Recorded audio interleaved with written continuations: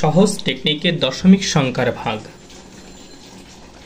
অঙ্কে লেখা আছে 0.1 গুণ 1.1 গুণ 1.2 ডিভাইডেড 0.01 গুণ 0.2। দশমিক সংখ্যার ভাগ করতে বললে সহজে আমরা এটা অ্যাপ্লাই করতে পারি। এই দশমিক না থাকলে 01 বলতে বুঝি 1, দশমিক না থাকলে এর মান হতো 11, এই দশমিক না থাকলে মান হতো 12 ডিভাইডেড। এখানে দশমিক না থাকলেও 0.01 শুধু মান হতো 1, এটা না থাকলে 2। এবার দশমিকের হিসাব করব।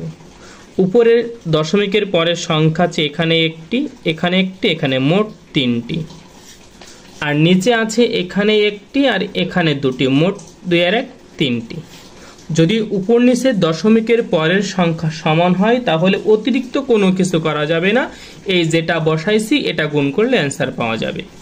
তাহলে আমরা এখন ক্যালকুলেশন করি। 2 দ্বারা 12কে ভাগ করলে 6, 6 11 66, এটাই অ্যান্সার।